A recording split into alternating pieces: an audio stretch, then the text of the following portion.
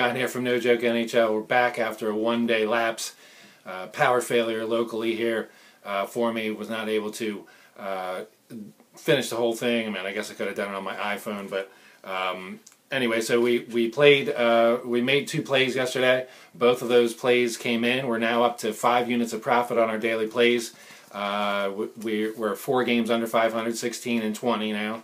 And yesterday's plays were actually a contrarian move in the New York Islander-Pittsburgh series. We've been cashing a lot of tickets on the overs and over first period, and we saw the change in Vukun, and of course the change in the series basically being 2-2 down. You knew Pittsburgh had to come out defensive-minded, making a serious move to stop the puck and generate their own offense that way. And things went rather well for them. 4-0 final for them. And the New York Islanders, they go back to Long Island tomorrow. Not really sure what we expect to see.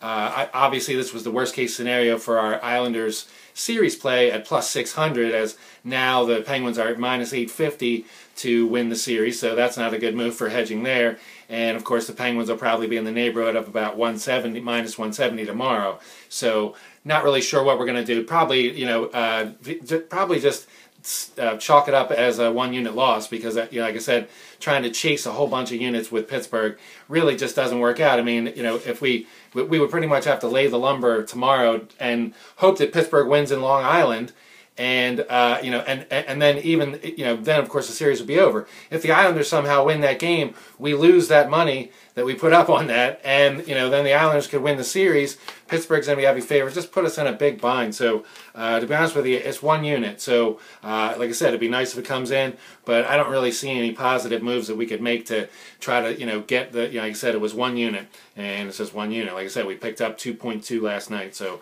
I'm willing to let some hit on the floor to get a really nice price, and plus 600 still is a nice price. Even if we buy into the Islanders right now, they're plus 575. So we got in at a better price there. So I'm going to hold tight on that. So moving on to tonight. So we have 3 games going on tonight. We have Toronto Maple Leafs at the Boston Bruins. Of course, the Boston Bruins up now 3-1 after taking game 4 in overtime. After Toronto showed a real admirable effort, playing there in Toronto, their second game home, obviously over their jitters or whatever. Van Riemsdyk hinted to that after Game 3, that they were a little nervous and out of their element in the beginning. But so they played pretty solidly. Like I said, Reimer on the game winner. I mean, you can't really fault him. Like I said, he faced an awful lot of shots. Both teams generated a lot of offense. We were on the over there, and that did come in. So it was good with that. Tonight, basically, they lined this at 5.5 with the over at plus 130, and the money's been coming in. It's now down to plus 120.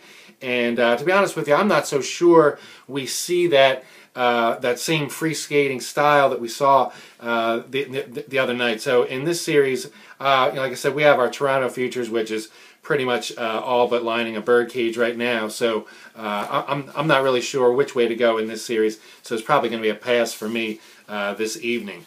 People are saying that Boston, looks solid and everything else. I'm not ready to crown them, to be anything better than winners of this series at this point. Like I said, they did win in overtime against Toronto. If Toronto would have won, it would be a whole different series. So they did win. Of course, it does count in the standings. They have 3 wins. They only need 1 more, and they're certainly in the driver's seat here. But I'm not ready to ordain Boston as the new top runner, just because Pittsburgh is sputtering a little bit as well. Next game down in Washington, D.C., we have New York Rangers at the Washington Capitals, and this is really a tight series. And it really depends on what you want to look at, because if you look at the games in D.C., you see that the Rangers could not muster any offense up, and the Capitals were able to control them, and like of course Lundqvist kept them in the games. If we look at the games in New York, the Capitals took a lot of stupid penalties. Holtby commits a cardinal sin turnover right in the front of the net, trying to elevate a puck out of the zone. I mean, these are professionals. I mean, you watch all those videos on NHL.com of them doing tricks and things like that. Trying to just snagging a puck out of thin air is really nothing for these guys with the blade of their stick. And so he commits a horrible mistake. He was out of position a couple times, in goal. So you look at that. So the Rangers' offensive output in New York, 4 goals, 4 goals a game. The Capitals were able to put 3 on them both nights. Just couldn't get the job done total. And that's the one thing that I'd like about this Capitals team. I was ready. I could have bought in the Rangers at 2-1 for the series, and I decided not to before Game 3 because, like I said, the Capitals are skating. Their speed and forechecking is just superior to the Rangers. The thing that's keeping the Rangers in is their team defense with the blocking and of course Lundqvist. And so I really like the Capitals here as the better team. I know it's going to be frustrating. The Rangers may actually win this series, like I said, due to that defense and Lundqvist. But I really feel the Capitals are the better team. Even on 5-on-5s, it looks like they're on the power play. I mean, they're just, the Rangers, they're able to hold the Rangers in where they can't get a change. And I mean, they just cycle the puck around. But like I said, they just really haven't gotten the bounces. They made some stupid mistakes in New York. But we're back in D.C., and the Capitals open up as a -140 favorite. Rangers money coming in on the believers there, and it's now down to -135. They're +225 on the puck line. Like I said, it's been a very tight series one way or another. But I definitely like the Capitals here on the money line tonight. Maybe in regulation, Capitals in regulation +121 seems to make some sense here. Although this very well could go to overtime. So like I said, for me the money line is where I'm going to be at with the Capitals. And of course I'm sitting on the Capitals futures. The Capitals in 5 games obviously not going to work out. But I do have Capitals in 6 and Capitals for the series. So I'm not ready to hedge on the Rangers here. Like I said, I do think the Capitals are going to be here, and I'm going to basically gamble here. It was a toss-up before the series started. It's pretty much a toss-up right now, and so I haven't really seen anything that convinces me that these Capitals are going to fold up and run away. So with that, I'm going to stay with them. Anaheim Ducks at the Detroit Red Wings, and so Anaheim on Detroit ice up 3-2 now in Game 6, and we have Anaheim +110, Detroit on home ice -130. Puck line for Detroit +245. Puck line for the Ducks at -1.5 +310. The total for this is under 5 -125, over 5 +105. This series has stayed under, or at least pushed to the 5 throughout, so I really have no feel for the total here. I do have a Ducks future play for the series. They're +110 tonight, so I'm not going to buy in additionally or do anything here. Hoping the Ducks can pull this one off tonight. So I'm just going to sit on the sidelines and cheer for the Ducks. And like I said, at +110, it's probably not something worth jumping in at the betting window. Final game. I said there was only 3. There's 4 games. 3 games last night. The final game on the card, of course, St. Louis Blues at the Los Angeles Kings, and the Kings able to break St. Louis's serve and win on their home ice in Game 4, and now they're on home ice in LA for Game 5.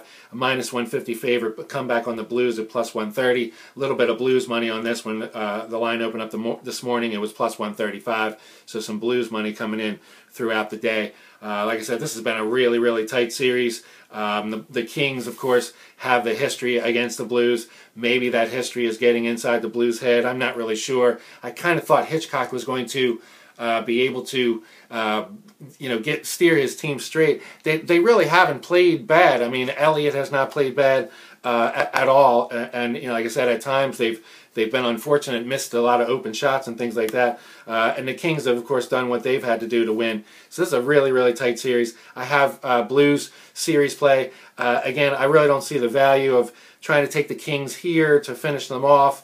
It probably does make the most sense in LA that they would, but again, if we get down on the Kings and then for some reason the Blues win this, then we're clouding up our profits, for the Blues to make a comeback, and we'd be feeling better about that. So I'm going to ride these out. Again, I really don't see any blowouts going on here where where we would need to sell the ticket off. I mean, like I said, obviously the Blues, at even money is a little worse than we would be getting here at, +300 for the series. But I'm just going to ride out the series play. I don't really see buying in on the Kings to try to hedge in any way. So, I mean, if you want to do that, that's up to you. But it's not really. I usually like to hedge in a way where I'm going to get free money. In other words, have plus on both sides. So I would have to buy in earlier in the series and see something, and I haven't seen any of that in any of these series to buy off of them.